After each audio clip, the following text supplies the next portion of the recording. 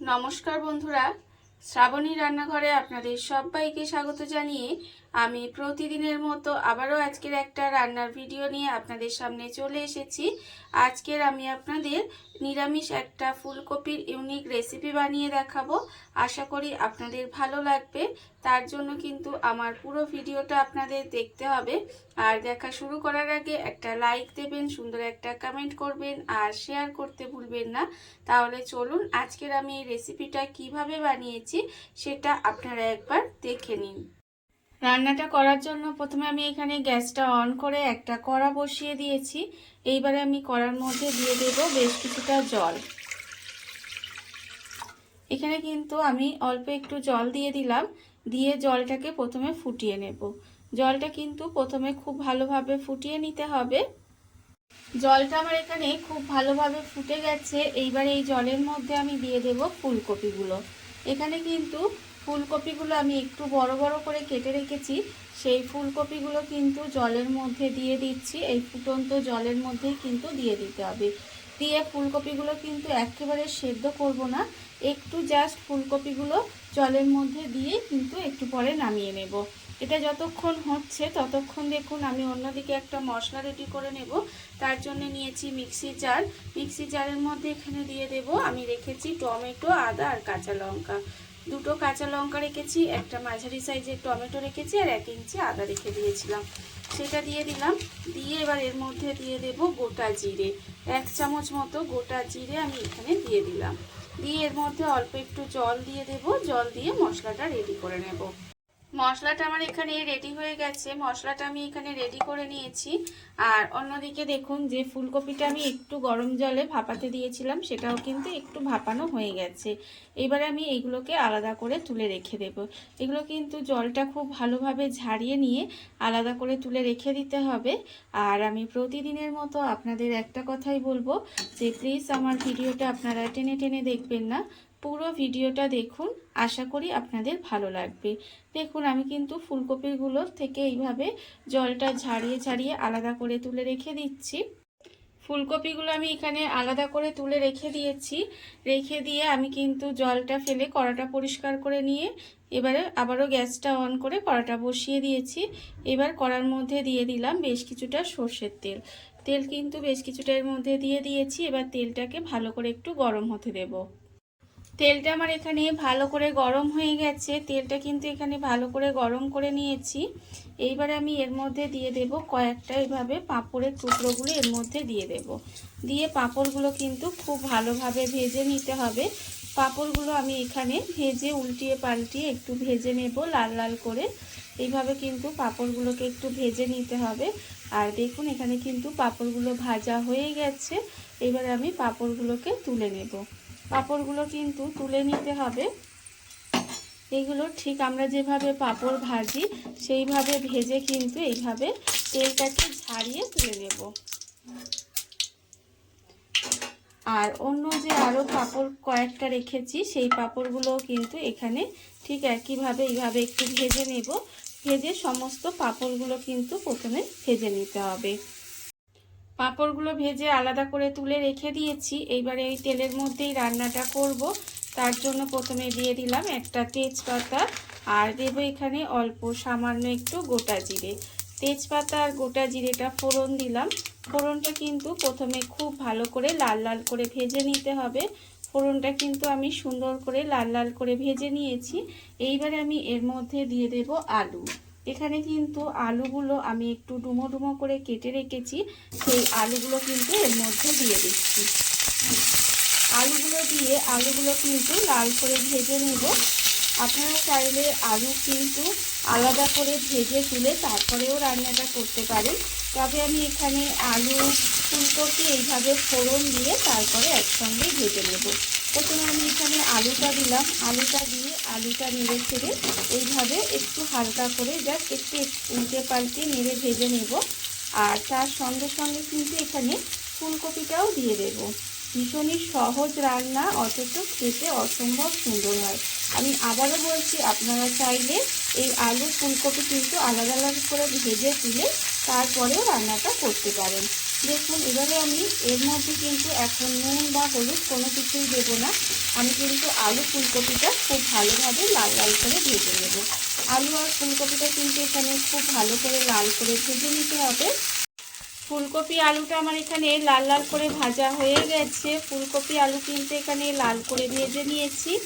এইবারে আমি এর মধ্যে দিয়ে দেব প্রথমে এখানে যে মশলাটা আমি করে রেখেছিলাম, মানে আদা, টমেটো, কাঁচা লঙ্কা আর গোটা জিরে। আমি এখানে যে মশলাটা করে রেখেছিলাম সেই মশলাটা আমি এর মধ্যে দিয়ে দেব। দিয়ে মশলাটা কিন্তু এইভাবে একসঙ্গে একটু কষিয়ে নিতে হবে, যাতে মশলার যে একটা কাঁচা গন্ধ থাকে সেটা চলে যায়। এইভাবে কিন্তু একটু সময় মশলাটা আমি এখানে কষিয়ে নেব। মশলাটা আমি এখানে একটু সময় ভালো করে কষিয়ে নিয়েছি। এটা আমার কষানো হয়ে গেছে। এইবারে আমি এর মধ্যে দিয়ে দেব কয়েকটা গুঁড়ো মশলা। গুঁড়ো মশলার মধ্যে এখানে আছে আমার আন্দাজ মতো নুন, 1 চামচ হলুদ গুঁড়ো, আর এখানে খুব অল্প সামান্য একটু লঙ্কার গুঁড়ো দিয়েছি, কারণ যেহেতু কাঁচা লঙ্কা দিয়েছি সেই জন্য। আছে 1 চামচ জিরের গুঁড়ো, 1 চামচ ধনের গুঁড়ো আর 1 চামচ কাশ্মীরি লঙ্কার গুঁড়ো এখানে দিয়েছি। এবার আমি এর মধ্যে দেব অল্প একটু জল। মিক্সিতে অনেকটা মশলা লেগেছিল, সেই মশলাটা ধুয়ে আমি একটু জল দিয়ে দিলাম। দিয়ে এবারে এটাকে খুব ভালোভাবে কষাতে হবে। খুব ভালোভাবে কিন্তু মশলা কষিয়ে নেব। যতক্ষণ না পর্যন্ত মশলা থেকে তেলটা ছেড়ে দেয় ততক্ষণ পর্যন্ত কিন্তু মশলাটা খুব ভালো করে কষিয়ে নিতে হবে। দেখুন এইভাবে একটু সময় নিয়ে আমি মশলাটা এখানে ভালো করে কষিয়ে নেব। মশলাটা আমার এখানে ভালোভাবে কষানো হয়ে গেছে। মশলা কিন্তু আমি এখানে খুব ভালোভাবে কষিয়ে নিয়েছি। এইবারে আমি স্বাদের ব্যালেন্সের জন্য এখানে একটু চিনি দিয়ে দেব। দিয়ে আবারও কিন্তু মশলার সঙ্গে ভালো করে কষিয়ে নেব। আর আমার চ্যানেলের নতুন বন্ধু, পুরনো বন্ধু সবাইকেই বলছি আমার তরফ থেকে অনেক অনেক ভালোবাসা। আর নতুন বন্ধুদের বলবো, যদি আমার চ্যানেলটা সাবস্ক্রাইব করেন তাহলে পাশে থাকা বেল বাটনটা অবশ্যই প্রেস করে দেবেন।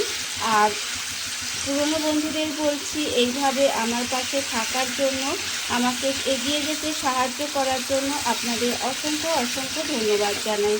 দেখুন আমার কিন্তু মশলা একেবারে সুন্দর করে কষানো হয়ে গেছে আর মশলা থেকে কিন্তু তেলটাও ছেড়ে দিচ্ছে। যখন এইভাবে মশলাটা সুন্দর করে কষানো হয়ে যাবে তখন কিন্তু আমি এর মধ্যে দিয়ে দেব জল। এখানে কিন্তু মিক্সিটা ধুয়েই আমি এখানে জল দিয়ে দেব। আপনারা তো অনেক রকম ফুলকপির রেসিপি খেয়েছেন বা আমিও আপনাদের অনেক রকম ফুলকপির রেসিপি দেখিয়েছি, কিন্তু এইভাবে একবার যে কোনো নিরামিষ দিনে বা এমনি দিনেও যদি আপনারা এই পাঁপড় দিয়ে ফুলকপির রেসিপিটা একবার বানিয়ে খেয়ে দেখতে পারেন, আশা করি আপনাদের ভীষণ ভালো লাগবে। দেখুন এখানে কিন্তু ফুলকপি আর আলু খুব ভালোভাবে সেদ্ধ হওয়ার মতো এখানে জলটা দিয়ে দিলাম। খুব বেশি কিন্তু পাতলা ঝোল ঝোল হবে না, একটু মাখো মাখো রান্নাটা হবে, সেই জন্য এটা সেদ্ধ হওয়ার মতো আমি জল দিলাম। দিয়ে এবার এটাকে ঢাকা দিয়ে গ্যাসটা লো টু মিডিয়ামে দিয়ে একটু রান্না হতে দেব। মানে যতক্ষণ না পর্যন্ত সবজিটা সেদ্ধ হয়ে যায় ততক্ষণ পর্যন্ত একটু ঢাকা দিয়ে রান্না হতে দিতে হবে। ঢাকা দিয়ে আমি এটা বেশ কিছুক্ষণ এইভাবে রান্না হতে দিয়েছিলাম। এইবার আমি আপনাদের দেখাচ্ছি। দেখুন মানে ফুলকপি আর আলুটা সেদ্ধ হওয়া পর্যন্ত কিন্তু এইভাবে একটু রান্না হতে দিতে হবে। এবার আমি একটু দেখে বলবো যে ফুলকপি তো এখানে সেদ্ধ হয়ে গেছে, আর ফুলকপি দেখুন সেদ্ধ হয়ে গেছে কিন্তু অথচ গলে যায়নি। এই জন্যই কিন্তু ফুলকপিটা আমি একটু বড় করেই কেটে দিয়েছি, যাতে ফুলকপিগুলো ঘেটে না যায়। ঘেটে গেলে কিন্তু খেতে রান্নাটা আপনারা যেভাবেই করেন না কেন দেখবেন খেতে ভালো লাগে না। এখানে দেখুন আলু কিন্তু আমার সেদ্ধ হয়ে গেছে, আর আলু যখন সেদ্ধ হয়ে যাবে তখন কিন্তু আমি এর মধ্যে দিয়ে দেব এখানে যে প্রথমে আমি পাঁপড়গুলো ভেজে রেখেছিলাম, সেই পাঁপড়গুলো কিন্তু এখানে একটা একটা করে দিয়ে দিতে হবে। পাঁপড়গুলো কিন্তু আমি এখানে দিয়ে দিচ্ছি। পাঁপড়গুলো কিন্তু আলু ফুলকপি সেদ্ধ হয়ে যাওয়ার পরেই পাঁপড়গুলোকে দিতে হবে। দিয়ে এইভাবে একটু মিশিয়ে দেব। এইভাবে মিশিয়ে দিয়ে আবারও কিন্তু একটু সময় রান্না করে নেব। পাঁপড়টা দিয়ে আমি কিন্তু এখানে আরেকটু সময় এইভাবে একটু রান্না হতে দিয়েছিলাম। আর দেখুন এটা কিন্তু রান্না প্রায় হয়ে এসেছে। এইবারে আমি নামানোর আগে এর মধ্যে দিয়ে দেব সামান্য একটু গরম মশলার গুঁড়ো। গরম মশলা গুঁড়োটা দিয়ে কিন্তু প্রথমে এইভাবে খুব ভালোভাবে একটু মিশিয়ে নেব। এটাকে কিন্তু খুব ভালো করে একটু মিশিয়ে নিতে হবে। এইবার আমি এর মধ্যে দিয়ে দেব অল্প সামান্য একটু ধনেপাতা কুচি। এর ওপর থেকে অল্প একটু ধনেপাতা কুচি দিয়ে দেব, এতে কিন্তু এর স্বাদটা আরও খেতে ভালো লাগবে। দেখুন রান্না আমার একেবারে রেডি হয়ে গেছে। এবারে এই ধনেপাতাটা হালকা হাতে একটু মিশিয়ে দেব। মিশিয়ে দিলেই কিন্তু রান্না আমার এখানে একেবারে রেডি। এবারে আমি গ্যাসটা অফ করে দেব আর আপনাদের সাথে পরিবেশন করে দেখাবো ঠিক কেমন হলো। দেখুন বন্ধুরা, বাড়িতে থাকা কত অল্প উপকরণে কত অল্প সময় কত সুন্দর একটা ফুলকপির ইউনিক রেসিপি তৈরি হয়ে গেছে, আপনারা দেখতেই পেলেন। আর এটা কিন্তু খেতে অসম্ভব সুন্দর হয়। এইভাবে আপনারাও একদিন হলেও বাড়িতে বানিয়ে দেখতে পারেন। আর এই ভিডিওটা যদি আপনাদের ভালো লেগে থাকে, আপনারা যদি ইউটিউব থেকে দেখে থাকেন, চ্যানেলটি সাবস্ক্রাইব করে নেওয়ার অনুরোধ রইল। তাহলে চলুন ভিডিওটা আমি এখানেই শেষ করছি। আপনারা সবাই ভালো থাকবেন, সুস্থ থাকবেন। আবারও হাজির হব নতুন কোনো রান্না নিয়ে।